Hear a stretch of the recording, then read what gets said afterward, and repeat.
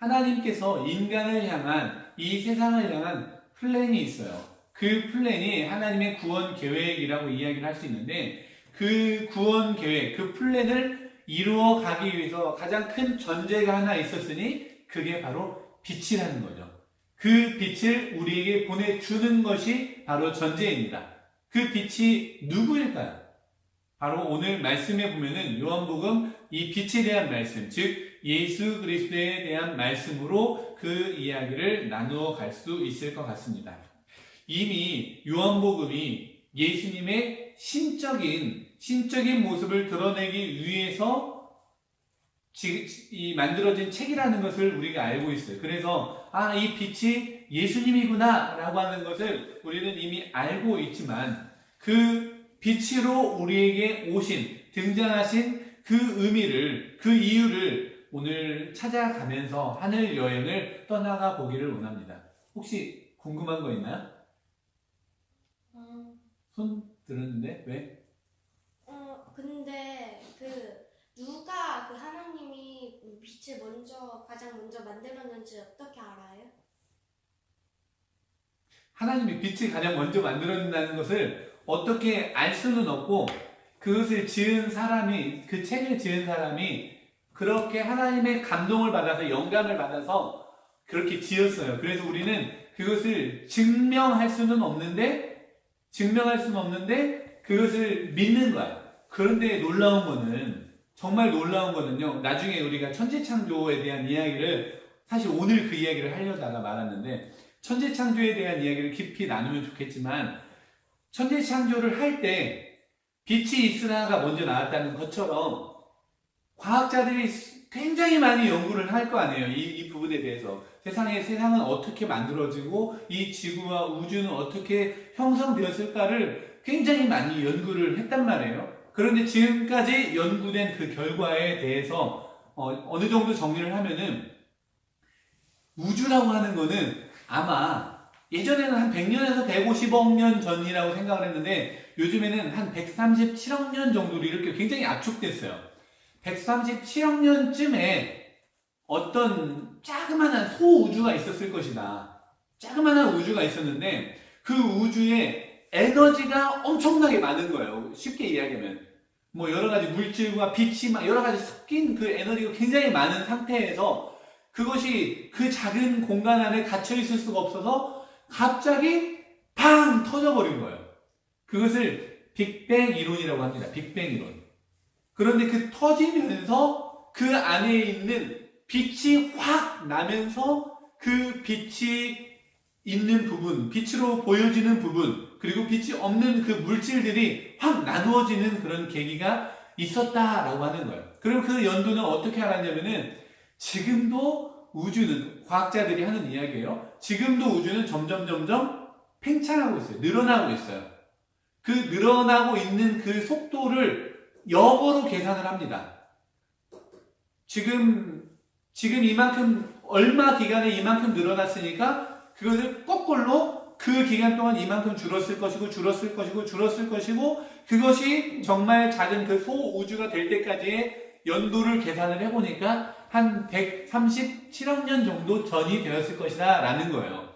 그 우주 안에 1000억 개가 넘는 그런 우리 은하계 같은 그런 은하계 같은 그런 계가 있고, 그리고 그 은하계 안에서 또 태양이라든지 그런 여러 가지 이 별들이 있고, 그 별들 중에 하나가 지구인 거예요. 그래서 이제 이런 정도로 좀 이해를 하면 좋을 것 같아요. 그래서 우리는 말씀을 믿어서 빛이 먼저 있었을 것이다 라고 생각을 하는데, 그것이 과학자들에 의해서 어느 정도 증명이 된 거예요. 사실은 빛이 팡 터지면서 빛이 먼저 생겼던 그 일들이 예전에 137억 년 전에 있었을 것이다 라는 거죠.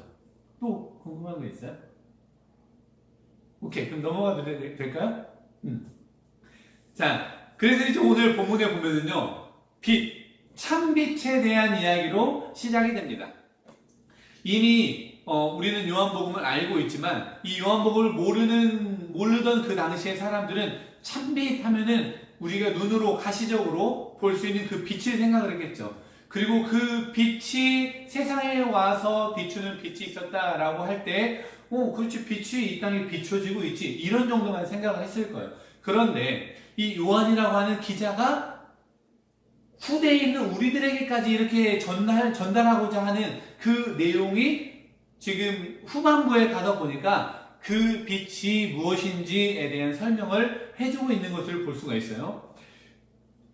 빛으로 오신 그 예수님, 그 의미를 우리들이 오늘 찾아보는 것이 가장 중요한 주제인데, 9절 말씀을 같이 한번 보시겠습니다. 9절 말씀을 보면요, 그 빛이 어디에 왔다? 괜찮? 그 빛이 어디에 왔어요? 세상에 왔다. 그 빛이 세상에 왔다. 그래서 저는 첫 번째 이야기를 세상에 오는 빛이라는 그런 이야기를 함께 나누기를 원합니다.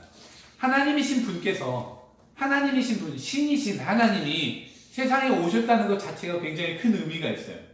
그것이 바로 우리 예수님을 믿는 사람들의 정체성이라고도 할 수가 있습니다. 다시 여기서 중요한 포인트가 뭔지 아십니까? 하나님이 세상에 오셨다는 거야. 하나님이 세상에 오셨다. 저와 여러분들은 지금 예배를 드리고 있습니다. 그런데 이 예배를 통해서 어떤 경험을 하기를 원하십니까? 질문이에요. 이 예배를 통해서 어떤 경험을 하고 싶어요?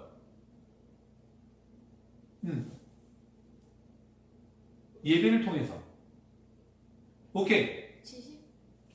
어떤 알고 궁금한 것을 알고 싶어하는 그 지식을 얻는 그 경험을 원하는 사람들이 있어요. 자, 다음. 또 어떤 경험을 하고 싶어요? 어떤 사람의 경우는 이 예배를 통해서 마음의 평안을 누리고 싶어하는 사람이 있어요. 또 어떤 사람은 이 예배를 통해서 하나님이 나에게 강하게 임재하는 그 느낌을 받고 싶은 사람이 있을 수도 있어요. 또 어떤 사람은 내가 하나님께 이렇게 예배드립니다 하는 그 경배의 모습을 가지고 싶어 하는 사람들도 있어요. 그 다음 또 어떤 사람은 예배를 통해서 너와 내가 이렇게 만난다라고 하는 코이노니아의 그런 경험을 가지고 싶어 하는 사람들도 있어요. 또 어떤 사람은 지금 내가 마음이나 아니면 몸이 아파요. 그런 아픈 사람이 예배 가운데 하나님의 터치하심으로 마음을 만지시거나 나의 육신을 만져주시는 그런 경험을 통해서 고침을 받고 싶어 하는 사람들도 있습니다. 이런 여러 가지 그런 경험들, 즉 신적 경험들을 하고 싶어 하는 거예요. 교회 안에서 할 수 있는 그런 경험들을 하고 싶어 합니다. 이 예배 가운데 이런 경험들을 하고 싶어 하고 또 하게 되는 것이 이 예배입니다. 그런데요, 예배 이후에는 뭐예요? 예배가 끝난 다음에 어떻게 할 거예요? 그 은혜를 받은 다음에 어떻게 해야 하냐라는 겁니다. 그런 신적 경험은 하나님을 만난다든지 체험한다든지 고침을 받는다든지 평안을 누린다든지 이런 여러 가지 예배를 통해서 교회 안에서 얻을 수 있는 그런 신적 경험들은 개인 소장용이 아니라는 겁니다. 그냥 가지고 있는 것으로 끝나는 것이 아닙니다. 그렇게 산 위에 올라갔다면, 하나님을 경험하기 위해서 산 위에 올라갔다면 반드시 이 세상 가운데로 내려와야 한다는 겁니다. 그것이 바로 예언자적 종교의 성격을 가진 기독교의 가치입니다. 정체성이에요. 이것은 마치 우리가 깨달은 바를 통해 붕 떠있는 경험으로 끝나는 것이 아니고 세상 가운데 그 깨달은 것들을 실천하는 것이에요. 또 어쩌면 우리는 하나님의 은혜가 아니면은 그 어떠한 깨달음이나 경험도 없었을 것입니다. 그런데 하나님께서 우리에게 어떤 경험을 주는 것, 깨달음을 주는 것, 그거는 실천하라고 주는 거예요. 또 더 나아가서 우리에게 더 익숙한 모습으로는 하나님이 우리에게 주신 그런 깨달음이나 경험, 지식, 지혜, 그리고 고친 그런 것들을 통해서 우리는 뭐가 생겼냐면은 주의 능력이 생겼습니다. 주님의 능력이 우리에게 생겼어요. 그 능력으로 어떤 사람은 기발한 아이디어를 개발해내기도 하고요. 어떤 사람은 건강한 몸으로 일을 하기도 합니다. 어떤 사람은 그 능력으로 운동을 열심히 해가지고 자기의 가치를 드러내기도 하고, 어떤 사람은 공부를 열심히 하기도 합니다. 많이 알기도 해요. 그렇게 해서 하나님의 능력, 주의 능력이 생겼다라고 한다면은 그 능력을 자기만 소장하고 있으라고 하나님이 우리에게 주신 것이 아니다라는 겁니다. 그 능력은 반드시 세상 가운데 내려온 예수님과 같이 각 사람에게 비춰져야 한다는 겁니다. 여러분이 어떤 다른 사람보다 더 건강합니까?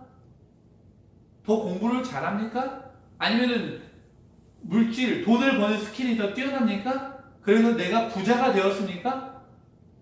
뭔가 더 다른 사람들보다 더 우월한 존재가 되었습니까? 그것으로 끝나는 것이 아니라 그것은 반드시 나누기 위해 있다라는 겁니다. 세상 가운데. 그것이 바로 세상에 오신 참 빛 예수 그리스도의 모습이며 우리 그리스도인들의 정체성이다라는 것입니다.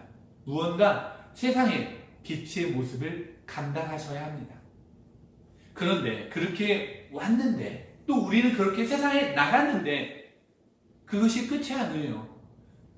10절 말씀에 보니까요. 그가 세상에 계셨는데 그로 말미암아 지은 바 되었는데 그로 인해서 세상의 주인이 예수 그리스도 하나님이신 것을 증거하셨는데, 그런데 세상은 그를 알지 못하였고, 자기 땅에 오셨는데 자기가 주인이 이 땅에 세상에 내려오셨는데 자기 백성이 예수 그리스도를 영접하지 아니하였다. 너무 안타까운 일이죠. 하나님은요, 이 땅에 내려오셨습니다. 내려오시면서 자기가 본인이 창조주의심을 드러내셨고, 그리고 창조하셨기 때문에 소유주임을 드러내셨습니다. 이 땅은 내 것이야 라고 이야기를 하셨어요. 그리고 내 것인데 엉망이 되어가는 것이 안타까워서 내가 직접 내려가서 다시 한번 리크리에이션 할 거야 라고 내려오셨는데, 세상 사람들, 하나님의 창조물인 사람들이 예수님을 알아보지를 못하는 거예요. 예수님이 세상에 하나님의 아들인 것을 알아보지를 못하는 거예요. 왜 그럴까요? 세상 사람들이 알아보지 못한 것은 눈이 가려졌기 때문입니다. 알지 못하였다. 10절 알지 못하였다라고 하는 것은 눈이 가리워져서 보지 못하였다라고 하는 그런 의미가 있다는 거예요. 예수 그리스도께서 오셨는데 왜 눈이 가려져서 그가 하나님이신 것을 알지 못했을까요? 왜냐하면 예수님이 지금껏 우리와 함께 있었던 그냥 평범한 목수의 아들이었던 거예요. 예수님의 그런 삶을 30년 동안 보았던 사람들이 있었던 거예요. 나와 똑같은 인간이 어떻게 하나님의 아들입니까? 라고 하는 거예요. 나와 똑같은 인간, 나와 함께 생활했던 사람들, 나와 함께 밥 먹었던 그가 어떻게 하나님일 수가 있냐는 겁니다. 하나님은요, 인간의 모습으로 오신 하나님은 참 신임과 동시에 참 인간이라는 것을 알아야 합니다. 신적으로도 굉장한 신의 모습을 갖췄지만 완벽한 인간의 모습이기 때문에 우리는 하나님을 볼 때 인간으로 볼 수밖에 없다는 거예요. 하나님은 빛으로 이 땅에 오셨습니다. 여러분, 태양이 빛이잖아요. 우리가 빛이라고 이야기를 하는데 그 태양 빛만 보더라도 저와 여러분들이 태양빛을 정면으로 봐서 태양을 볼 수가 있겠습니까? 태양을 보면은 눈이 상해버리기 때문에 태양을 바로 볼 수가 없어요. 저도 이제 운전을 하는데요. 운전을 굉장히 많이 하잖아요. 선글라스가 없으면은 운전하기가 너무 버거울 정도로 빛은 밝습니다. 그래서 바로 쳐다볼 수가 없어요. 바로 볼 수 없는 그 빛보다 수없이 더 밝은 빛이 바로 예수님이라고 생각을 하시면 됩니다. 그 참빛. 사람들은요, 바로 보려고 했기 때문에 그 빛을 볼 수 없었다는 거예요. 사람들은 자기의 생각으로 직관적으로 그냥 인간 예수를 보았기 때문에 인간을 벗어날 수가 없었다라는 것입니다. 빛을 볼 때 직관적으로 보아서는 안 된다는 거죠. 선글라스를 껴서 봐야 하고요. 말씀에 비추어 봐야 하는 것이 바로 예수님을 바라보는 방법입니다. 그렇게 예수님이 빛이셨는데 그의 행동을 보면, 그의 말씀을 들으면, 그를 체험하면은 직관적으로가 아니라 그를 경험하면은 볼 수 있는 분이 바로 예수님이셨는데, 우리는 그 행동을 보고 그 말씀을 보고 의도적으로 예수님을 피하거나 아니면은 예수님을 지금 나한테 보여주세요 라고 직관적으로 하기 때문에 예수님을 깨닫지 못했던 것입니다. 그렇게 예수님을 깨닫지 못하는 그 사람들은 결국 예수님을 핍박합니다. 또 예수님을 바로 보지 못했던, 눈이 가려져서 그를 알지 못했던 이유는 무엇이냐? 그가 세상에 계셨기 때문입니다. 그 전까지는 하나님은 하늘에 계신 하나님이라고만 생각했어요. 하나님 하늘에 계시기 때문에 하늘에 계신 약간 우리와 별개의 존재라고 생각을 했기 때문에 그냥 신적인 존재 이렇게 생각했는데, 그 신이 바로 내 옆에 있다라고 생각하는 것은 믿을 수가 없었던 거예요. 목수의 아들로 태어나신 예수가 빛인 것이 믿기지가 않는 거예요. 신이 자기들과 너무 비슷한 성정을 가진 사람이었던 것이 도저히 용납이 안 됩니다. 진리와 함께 거리를 거닐고 밥을 먹고 배불렀던 그분이 하루아침에 신이라고 인정할 수가 없는 사람의 그런 마음이 예수님을 빛으로 인정하지 않았던 것입니다. 원래요, 너무 가까우면 그 가까운 것의 소중함을 모르게 되고요, 너무 가까이 보면은 그 가까운 것이 보이지 않는 것입니다. 만약에 여러분 손바닥을 펴고 내 눈으로 딱 보고 계십시오. 손바닥이 보이죠?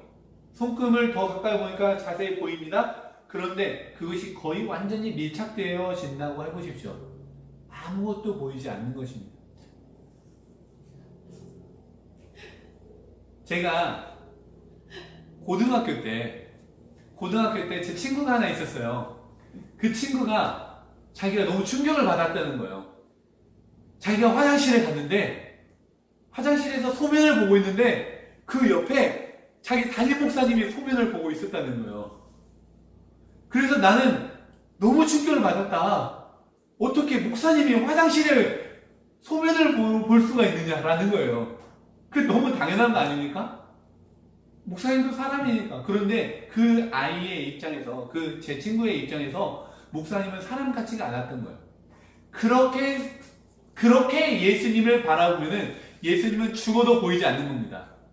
예수님은 사람으로밖에 보이지 않는 거예요.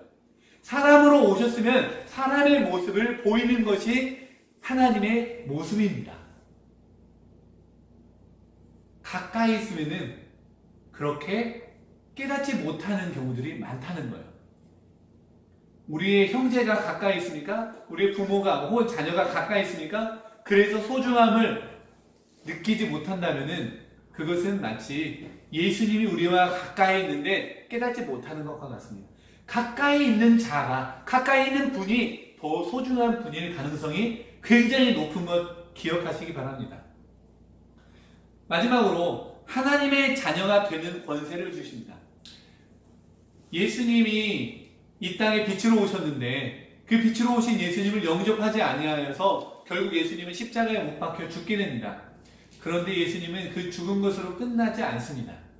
다행히 우리에게 한 가지 키워드를 주십니다. 그것은 바로 영접이라고 하는 겁니다. 같이 따라서 해보시기 바랍니다. 영접. 좀 큰 소리로 같이 해보세요. 영접.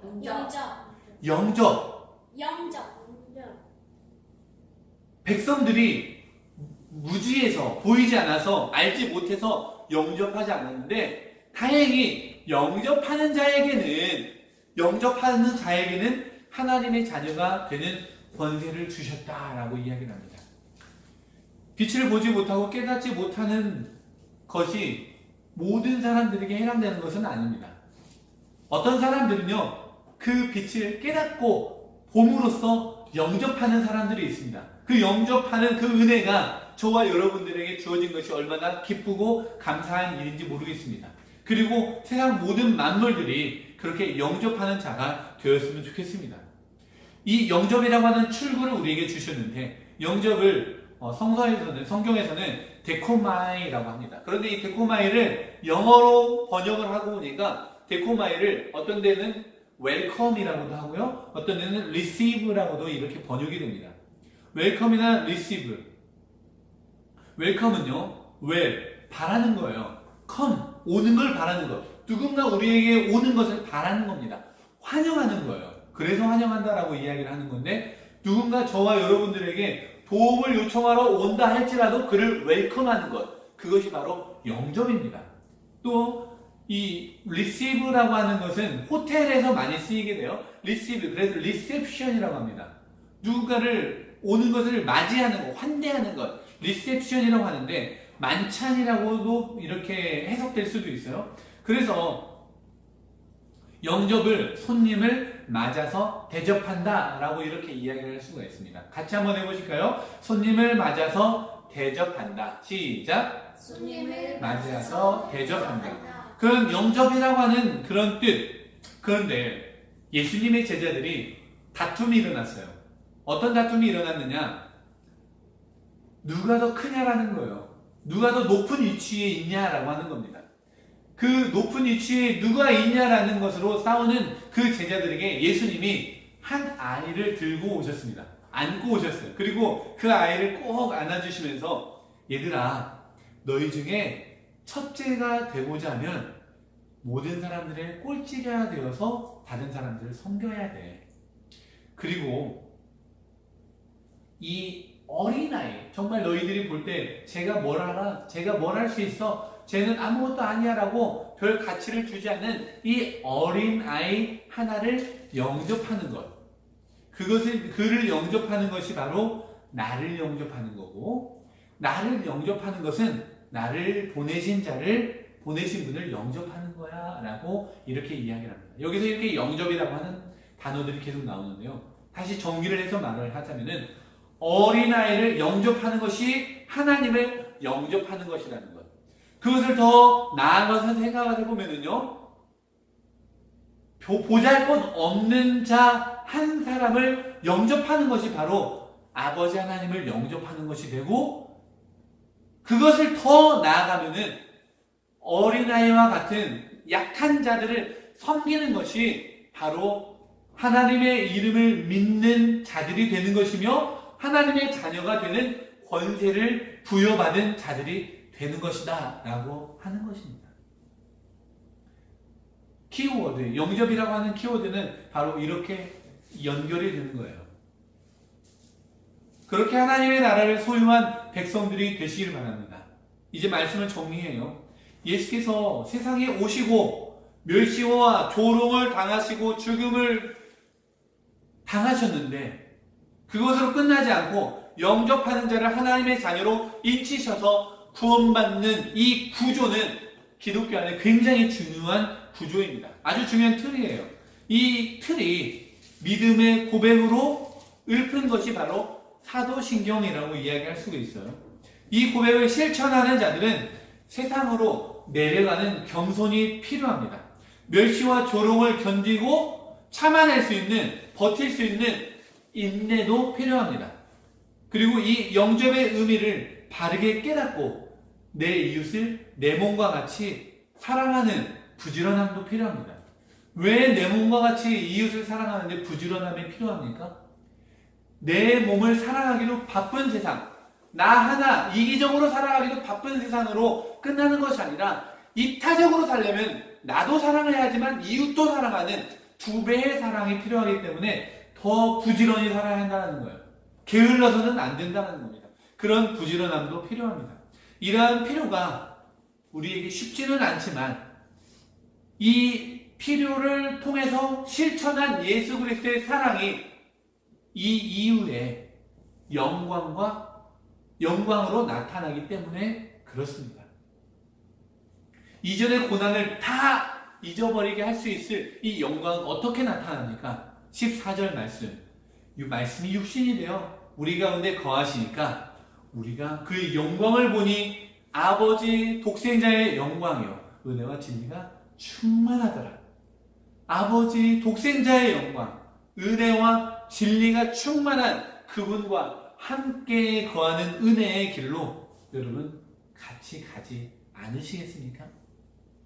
비록 조금 어렵고 힘들고 더 부지런해야 하지만 아버지 독생자의 영광, 은혜와 그 진리 안으로 가는 그 길을 저와 여러분들이 함께 갈 수 있기를 간절히 원합니다.